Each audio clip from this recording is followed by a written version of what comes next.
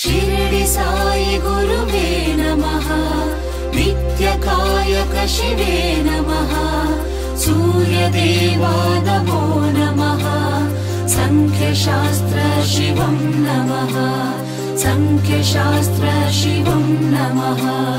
ಶಿರಡಿ ಸಾಯಿ ಗುರುವೇ ನಮಃ, ನಿತ್ಯಕಾಯಕ ಶಿವೇ ನಮಃ, ಸೂರ್ಯದೇವಾ ನಮೋ ನಮಃ, ಸಂಖ್ಯಶಾಸ್ತ್ರ ಶಿವಂ ನಮಃ, ಸಂಖ್ಯಶಾಸ್ತ್ರ ಶಿವಂ ನಮಃ.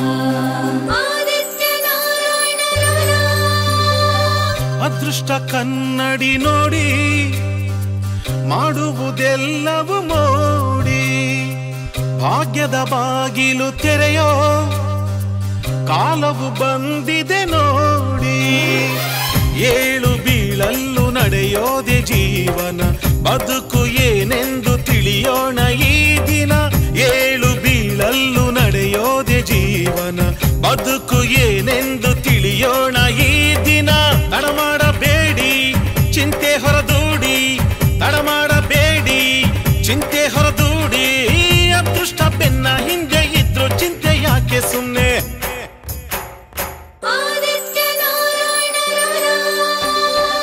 ಅದೃಷ್ಟ ಕನ್ನಡಿ ನೋಡಿ ಮಾಡುವುದೆಲ್ಲವೂ ಮೋಡಿ, ಭಾಗ್ಯದ ಬಾಗಿಲು ತೆರೆಯೋ ಕಾಲವು ಬಂದಿದೆ ನೋಡಿ.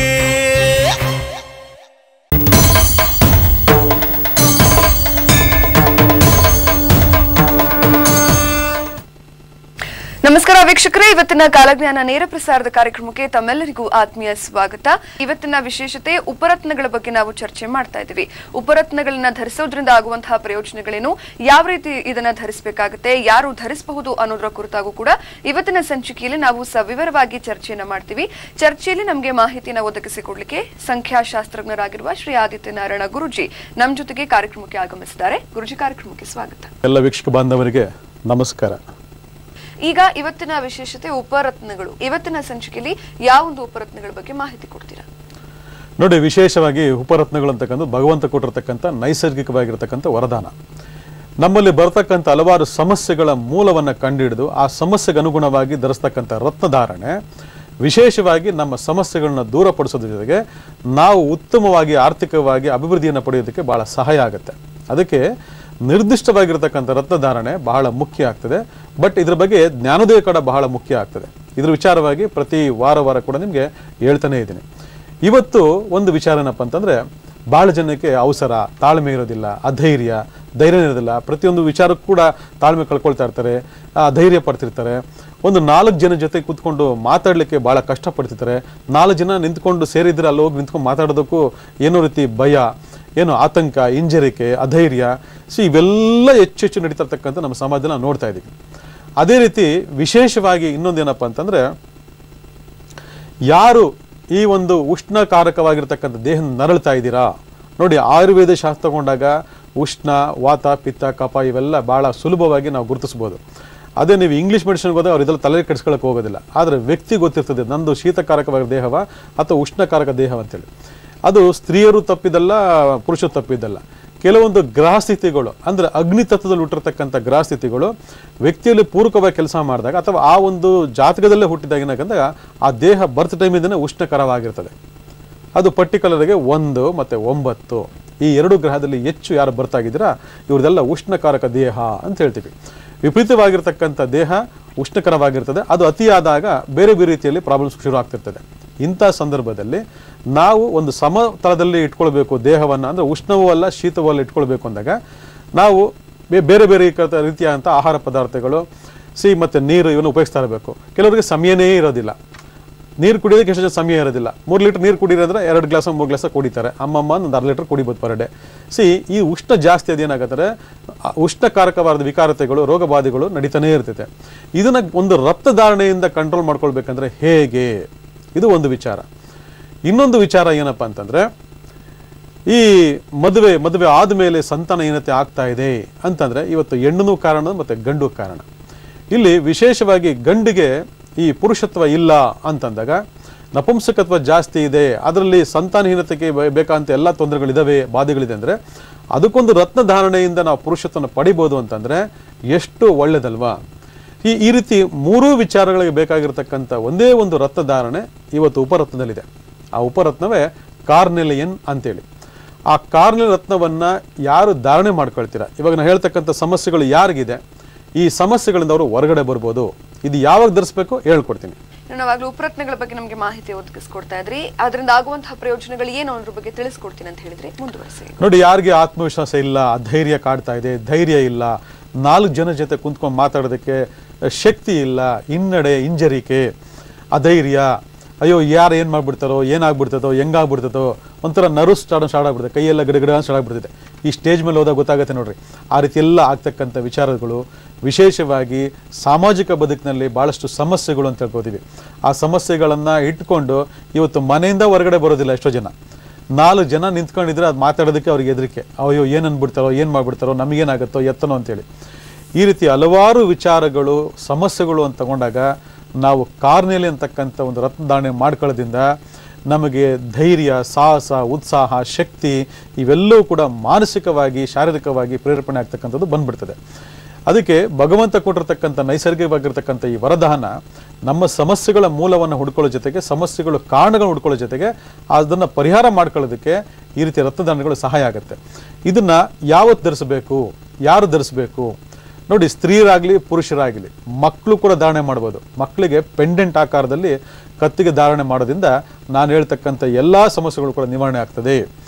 ದೊಡ್ಡವರು ಚಿಕ್ಕವರು ಇವ್ರು ಏನು ಮಾಡಬೇಕು, ವಿಶೇಷವಾಗಿ ರಿಂಗ್ ಫಿಂಗರ್ ಅಂತ ಹೇಳ್ತೀವಿ. ರಿಂಗ್ ಫಿಂಗರ್, ಸೂರ್ಯನ ಬೆರಳು, ನೆನ್ಪಿಟ್ಕೊಳ್ಳಿ. ಮುಕ್ಕಾಲು ವಾಸಿ ಎಲ್ಲ ರತ್ನಧಾರಣೆಗಳನ್ನು ಕೂಡ ರಿಂಗ್ ಫಿಂಗರ್ನ ಮುಖಾಂತರ ಮಾಡ್ಕೊಳ್ತಕ್ಕಂಥದ್ದು ಭಾಳ ಒಳ್ಳೆಯದು. ಆಗ ನಿರ್ದಿಷ್ಟವಾಗಿರ್ತಕ್ಕಂಥ ಸಮಸ್ಯೆಗಳ ಮೂಲ, ಅದಕ್ಕೆ ಬೇಕಾದ ರತ್ನ ಮುಂಚಿತವಾಗಿ ಹುಡ್ಕೋಬೇಕು. ಸುಮ್ಮನೆ ನಾನು ಅದು ಮಾಡ್ಕೊಳ್ತೀನಿ, ಇದು ಮಾಡ್ಕೊಳ್ತೀನಿ, ಅದನ್ನ ಹಾಕೊಂಡೆ, ಇದನ್ನ ಹಾಕೊಂಡೆ. ಇವತ್ತು ಶಾಸ್ತ್ರ ಅಂತ ತಗೊಂಡು ಏನಾಗ್ಬಿಟ್ಟಿದೆ ಅಂದರೆ, ಒಂದು ಪ್ರಿಂಟ್ಔಟ್ ಏನಂದರೆ ಬುಕ್ಕಲ್ಲಿ ಬರೆದಿರ್ತಾರೆ, ಮಕರ ರಾಶಿ ನೀಲ ಅಂದರೆ ಶನಿ ಅಧಿಪತಿ, ನೀಲ ಹಾಕೋಬೇಕು ಅಂತೇಳಿ. ಆದರೆ ಅವನು ಮಕರ ರಾಶಿನಲ್ಲಿ ಯಾರಿದ್ದಾರೆ, ಅವನು ಶನಿ ನೆಗೆಟಿವಾ ಪಾಸಿಟಿವ್ ಅದು ಬೇಡ, ಅದು ನೋಡೋದಿಲ್ಲ, ನೀಲ ಹಾಕೊಂಬಿಡಿ ಒಳ್ಳೇದಾಗುತ್ತೆ ಅಂತ ಹೇಳ್ತಾರೆ. ವೃಶ್ಚಿಕ ರಾಶಿ ಅವಳ, ಹಾಕೊಂಬಿಡಿ ಅವಳ ಅಂತೇಳಿ ಹಾಕ್ಸ್ಬಿಡ್ತಾರೆ. ಅದು ನೆಗೆಟಿವಾ ಪಾಸಿಟಿವಾ ತಿಳ್ಕೊಳ್ಳಲ್ಲ. ಈ ರೀತಿ 10 ಹಲವು ಸಂಶೋಧನೆಗಳು ನಡೆದಿದೆ.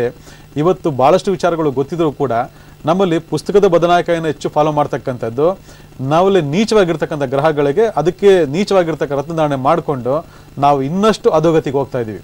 ಇದು ಆಗಬಾರ್ದು. ಜೊತೆಗೆ ಎಲ್ಲ ರತ್ನಗಳು ಅದಕ್ಕೊಂದು ಶಕ್ತಿ, ಅದಕ್ಕೊಂದು ಫಲ ಇದ್ದೇ ಇರ್ತದೆ, ಅದಕ್ಕೊಂದು ಪ್ರಭಾವ ಇದ್ದೇ ಇರ್ತದೆ. ಅದು ಒರಿಜಿನಲ್ ಆಗಿದ್ರೆ ಮಾತ್ರ. ಇವತ್ತು ಎಲ್ಲವೂ ಪ್ಲಾಸ್ಟಿಕ್ ಆಗೋಗಿದೆ, ಪ್ಲಾಸ್ಟಿಕ್ ಮಯ ಆಗಿದೆ, ಚೈನಾದಿಂದ ಹೊರಗಡೆ ಬರ್ತದೆ, ಎಲ್ಲವೂ ತಯಾರು ಮಾಡ್ತಾರೆ, ನಮ್ಮಲ್ಲೇ ಇಲ್ಲಿ ಡೂಪ್ಲಿಕೇಟ್ಗಳನ್ನ ಮಾರ್ತಾರೆ. ಅಂಥ ರತ್ನಧಾರಣೆಗಳನ್ನ ಮಾಡ್ಕೊಂಡು ಏನೂ ಪ್ರಯೋಜನ ಆಗೋದಿಲ್ಲ. ಅದಕ್ಕೆ ನೈಸರ್ಗಿಕವಾಗಿ ಭೂಮಿಯಲ್ಲಿ ಸಿಗ್ತಕ್ಕಂಥ ರತ್ನಗಳನ್ನು ತಗೊಂಡು ಬಂದು ಅದಕ್ಕೊಂದು ಶಕ್ತಿ ಚೈತನ್ಯವನ್ನು ಓಡಿಸಿ ಅದನ್ನು ಆಕ್ಟಿವೇಟ್ ಮಾಡಿ ಅದಕ್ಕೊಂದು ಮೂಲ ಮಂತ್ರಗಳಿದ್ದಾವೆ. ಪ್ರತಿಯೊಂದು ರತ್ನಗಳಿಗೂ ಒಂದು ಮೂಲ ಮಂತ್ರ ಇದೆ. ಆ ಮೂಲ ಮಂತ್ರದಿಂದ ಅದನ್ನು ಶಕ್ತಿದಾಯಕ ಮಾಡಿ ನಾವು ರಿಂಗ್ ಫಿಂಗರ್, ಬೆಳ್ಳಿನ ಲೋಹದಲ್ಲಿ ನೆನ್ಪಿಟ್ಕೊಳ್ಳಿ, ಬೆಳ್ಳಿ ಲೋಹದಲ್ಲಿ ring finger, left hand ring finger ನೆನ್ಪಿಟ್ಕೊಳ್ಳಿ. ಈ ರೀತಿ ಧಾರಣೆ ಮಾಡ್ಕೊಳ್ಳೋದ್ರಿಂದ ನಾವು ಹೇಳ್ತಕ್ಕಂಥ ಸಮಸ್ಯೆಗಳು ದಿನನಿತ್ಯ ಏನು ಒಂದೊಂದು ಸಮಸ್ಯೆಗೆ ಒಂದು ರತ್ನಗಳು ಹೇಳ್ತಾ ಇದ್ದೀನಿ, ಅದನ್ನು ಧಾರಣೆ ಮಾಡ್ಕೊಳ್ಳೋದ್ರಿಂದ ಆ ಸಮಸ್ಯೆಗಳು ಮೂಲಭೂತವಾಗಿ ನಿವಾರಣೆ ಆಗ್ತದೆ. ಒಳ್ಳೆಯದಾಗಲಿ. ಇನ್ನು ಉಪರತ್ನಗಳ ಬಗ್ಗೆ ಮಾಹಿತಿ ತಿಳಿಸ್ಕೊಡ್ತಾ ಇದ್ರಿ, ಇದರ ಪ್ರಯೋಜನಗಳು ಯಾವ ರೀತಿ ಅಂತ. ಹಾಗಾಗಿ ಈಗ ಕೆಲವೊಂದು ರತ್ನಗಳನ್ನ ಧರಿಸಬಹುದು, ಕೆಲವೊಂದು ರತ್ನಗಳನ್ನ ಒಬ್ಬೊಬ್ರು ಧರಿಸಬಾರ್ದು ಅಂತ ಇರುತ್ತೆ. ಹಾಗಾಗಿ ಈ ಒಂದು ರತ್ನವನ್ನ ಯಾರು ಧರಿಸಬಹುದು, ಯಾರು ಧರಿಸಬಾರ್ದು ಅಂತ ನೋಡಿ. ಉಪರತ್ನಗಳನ್ನ ಪ್ರತಿಯೊಬ್ಬರು ಧರಿಸಬಹುದು. ರತ್ನಗಳು ನಿರ್ದಿಷ್ಟವಾಗಿರ್ತಕ್ಕಂಥ ಗ್ರಹ ಸ್ಥಿತಿಗಳನ್ನ ಹೇಳ್ತಾ ಹೋಗುತ್ತೆ. ಗ್ರಹ ಸ್ಥಿತಿಗಳಿಗೆ ಬೇಕಾಗಿರೋ ವಿಚಾರದಲ್ಲಿ ಬರ್ತಾ ಇರ್ತದೆ. ಆದರೆ ಉಪರತ್ನಗಳನ್ನ ಪ್ರತಿಯೊಬ್ಬರು ಧರಿಸಬಹುದು. ಇಂಥದ್ದೇ ದಿನಾಂಕ ಅಂತ ಇಲ್ಲ. ಉಪರತ್ನಗಳಲ್ಲಿ ವಿಶೇಷವಾಗಿ ನಾನು ಹೇಳ್ತಕ್ಕಂಥ ಹಲವಾರು ಸಮಸ್ಯೆಗಳನ್ನು ನಿವಾರಣೆ ಮಾಡ್ಕೊಳ್ಳೋದಕ್ಕೋಸ್ಕರ, ಪರಿಹಾರ ಮಾಡ್ಕೊಳ್ಳೋದಕ್ಕೋಸ್ಕರ ನಿರ್ದಿಷ್ಟವಾಗಿರ್ತಕ್ಕಂಥ ಲೋಹವನ್ನು ಬೆರೆಸಿ ನಿರ್ದಿಷ್ಟವಾಗಿರ್ತಕ್ಕಂಥ ದಿನ, ನಿರ್ದಿಷ್ಟವಾಗಿರ್ತಕ್ಕಂಥ ಮಂತ್ರವನ್ನು ಅನುಷ್ಠಾನ ಮಾಡ್ಕೊಳ್ಳೋ ಜೊತೆಗೆ ನಾವು ಅದನ್ನು ಧಾರಣೆ ಮಾಡೋದ್ರಿಂದ ದಿನನಿತ್ಯ ಬೆಳವಣಿಗೆ ಏನಾಗುತ್ತೆ ಅಂದಾಗ ನಮಗೆ ಬೇಕಾಗಿರೋ ದೋಷಗಳು ಪರಿಹಾರ ಆಗ್ತಕ್ಕಂಥದ್ದು ನಮ್ಮ ಅನುಭವಕ್ಕೆ ಬರ್ತದೆ. ಅದರಿಂದ ಉಪರತ್ನಗಳನ್ನು ಪ್ರತಿಯೊಬ್ಬರು ಧಾರಣೆ ಮಾಡ್ಬೋದು. ಇದು ಕಮ್ಮಿ ಬೆಲೆ ಕೂಡ, ಪ್ರತಿಯೊಬ್ಬರಿಗೂ ಕೈಗೆಟುಕೋ ಬೆಲೆಕದಲ್ಲಿ ಇದಿರ್ತದೆ. ಆದರೆ ಇದು ಒರಿಜಿನಲ್ ಮತ್ತು ಇದು ಪ್ಯೂರಿಫಿಕೇಶನ್ ಆಗಿದೆಯಾ, ಇದು ಚೈತನ್ಯದಾಯಕವಾಗಿದೆಯಾ, ಶಕ್ತಿದಾಯಕವಾಗಿದೆಯಾ, ಇದು ಕೆಲಸ ಮಾಡ್ತಿದೆಯಾ ಅನ್ನೋದನ್ನು ತಿಳ್ಕೊಂಡು ಆ ನಿಯಮಗಳನ್ನ ಅನುಸರಣೆ ಮಾಡ್ಕೊಳ್ಳೋ ಜೊತೆಗೆ ನೈಸರ್ಗಿಕ ರತ್ನಗಳು ಯಾವಾಗಲೂ ಭಗವಂತನ ಸನ್ನಿಧಾನ ಅಂತ ಹೇಳಿದೆ. ಭಗವಂತ ಬೇರೆ ಅಲ್ಲ, ರತ್ನಗಳು ಬೇರೆ ಅಲ್ಲ. ಆ ಭಗವಂತ ರತ್ನಗಳ ಮೂಲಕ, ಗ್ರಹಗಳ ಮೂಲಕ ನಿಮ್ಗೇನು ಮಾಡ್ತಾನೆ, ಕೆಲಸ ಮಾಡ್ತಿರ್ತವೆ. ಅದರಿಂದ ಭಯ ಭಕ್ತಿ ನಂಬಿಕೆ ಶ್ರದ್ಧೆಯಿಂದ ನಾವು ಯಾವಾಗ ಆ ರತ್ನಧಾರಣೆ ಮಾಡಿಕೊಂಡು ನಾವು ಕೇಳ್ಕೊಳ್ತೀವಿ ಆವಾಗ ಅವು ಕೆಲಸ ಮಾಡ್ತಾ ಬರ್ತವೆ. ಇದನ್ನ ಪ್ರತಿಯೊಬ್ಬರು ಅನುಸರಣೆ ಮಾಡಿದ್ರೆ ಬಹಳ ಒಳ್ಳೆಯದು. ಅಂದ್ರೆ ಈಗ ಒಂದು ರತ್ನಗಳ ಧರಣೆಗೂ ಕೂಡ ಒಂದು ರೀತಿ ವಿಧಿ ವಿಧಾನಗಳಿರುತ್ತಾ ಅಂತ? ಹೌದು, ಪ್ರತಿಯೊಂದು ರತ್ನಧಾರಣೆ ಮಾಡ್ಕೊಳ್ಬೇಕು ಅಂದಾಗ ನಿರ್ದಿಷ್ಟವಾಗಿ ಈಗ ಮಾಣಿಕ್ಯ ಅಂತಂದಾಗ ಇಂಥದನ್ನೇ ನೋಡಬೇಕು ಅಂತ ಇರ್ತದೆ. ಈಗ ಮುತ್ತು ಪರ್ಲ್ ಅಂತಂದ್ರೆ ಇಂಥದನ್ನೇ ಅದು ತೊಡ್ಕೋಬೇಕು ಅಂತ ಇರ್ತದೆ. ಆಮೇಲೆ ನಿರ್ದಿಷ್ಟವಾಗಿರ್ತ ಮಂತ್ರ ಅಂತ ಇರ್ತದೆ. ಯಾಕಂದ್ರೆ ಯಾವಾಗಲೂ ಮಂತ್ರ ಅನುಷ್ಠಾನವೇ ದೇವತಾ ಅನುಷ್ಠಾನ ಅಂತ ಹೇಳ್ತೀವಿ. ಮಂತ್ರ ಶಕ್ತಿಯೇ ದೈವ ಶಕ್ತಿ ಅಂತ ಹೇಳ್ತೀವಿ. ಒಂದು ರತ್ನವನ್ನ ನಾವು ಆಕ್ಟಿವೇಟ್ ಮಾಡಬೇಕು ಅಂದಾಗ ಆ ರತ್ನದ ಬಗ್ಗೆ ನಾವು ತಿಳುವಳಿಕೆ ಇಟ್ಕೋಬೇಕು. ಮತ್ತೆ ನಿರ್ದಿಷ್ಟವಾಗಿ ರತ್ನವನ್ನ ನಾವು ಮನಗಣಬೇಕು. ಅದಾದ ಮೇಲೆ ಅದಕ್ಕೆ ಬೇಕಾದಂತ ಮಂತ್ರವನ್ನ ತಗೊಂಡಾಗ ಮಂತ್ರವನ್ನು ಹೇಳಿದಾಗ ಆ ರತ್ನ ನಗಳುತ್ತೆ ಆ ಒಂದು ಮಂತ್ರವನ್ನ ಹಿಡಿದಿಟ್ಕೊಳ್ತದೆ. ಅದ ನಂತರ ಧಾರಣೆ ಮಾಡ್ಕೊಂಡಾಗ ಆ ಮಂತ್ರ ಶಕ್ತಿ ನಮ್ಮ ಬಾಡಿನಲ್ಲಿ ಹೋಗ್ತಾ ಬರ್ತದೆ. ಇದು ಶಾರೀರಿಕ ಭಾವನಿಕ ಬದಲಾವಣೆ. ಸುಮ್ಮನೆ ನಾವು ರತ್ನ ಧಾರಣೆ ಮಾಡ್ಕೊಳ್ಳಿ ಅದಾಗ್ಬಿಡ್ತು ಇದಾಗ್ಬಿಡಿದೆ ಅಂದ್ರೆ ಅದೆಲ್ಲ ತಪ್ಪಾಗ್ತದೆ. ಅದಕ್ಕೆ ಕಾರಣಗಳು ಹಲವಾರಿದ್ದಾವೆ, ಸಮಸ್ಯೆಗಳು ಹಲವಾರಿದ್ದಾವೆ. ನಿರ್ದಿಷ್ಟವಾಗಿರ್ತಕ್ಕಂಥ ರತ್ನಧಾರಣೆಯನ್ನ ಈ ಮಾನದಂಡದಲ್ಲಿ ಈ ನಿಯಮಗಳ ಅನುಸರಣೆ ಮಾಡಿಕೊಂಡಾಗ ಮಾತ್ರ ಫಲಿತಾಂಶ ಖಚಿತ. ಖಂಡಿತ ಗುರುಜಿ, ಇವತ್ತಿನ ಸಂಚಿಕೆಯಲ್ಲಿ ಉಪರತ್ನಗಳ ಬಗ್ಗೆ ಕೂಡ ಕೆಲವೊಂದು ಮಾಹಿತಿ ಒದಗಿಸಿಕೊಟ್ಟಿದ್ದೀರಾ. ಧನ್ಯವಾದಗಳು ಕಾರ್ಯಕ್ರಮಕ್ಕೆ ಆಗಮಿಸಿದ್ದಕ್ಕಾಗಿ. ನಮಸ್ಕಾರ. ವೀಕ್ಷಕರೇ, ನೋಡಿದ್ರಲ್ಲ, ಇವತ್ತಿನ ಸಂಚಿಕೆಯಲ್ಲಿ ನಾವು ಉಪರತ್ನಗಳ ಬಗ್ಗೆ ಚರ್ಚೆ ಮಾಡಿದ್ವಿ. ಯಾವ್ಯಾವ ಉಪರತ್ನಗಳು ಯಾರಿಗೆ ಶುಭಕರವಾಗಿರುತ್ತೆ, ಯಾರು ಯಾವ ರೀತಿ ಅದನ್ನು ಧರಿಸಬಹುದು ಅನ್ನೋದರ ಕುರಿತಾಗಿ ಇವತ್ತಿನ ಸಂಚಿಕೆಯಲ್ಲಿ ನಾವು ಸವಿವರವಾಗಿ ಮಾಹಿತಿನ ಒದಗಿಸಿಕೊಟ್ಟಿದ್ದೀವಿ. ಮುಂದಿನ ಸಂಚಿಕೆಯಲ್ಲಿ ಮತ್ತೊಂದು ವಿಷಯದ ಜೊತೆಗೆ ನಿಮ್ಮ ಮುಂದೆ ಹಾಜರಾಗ್ತೀವಿ. ನಮಸ್ಕಾರ.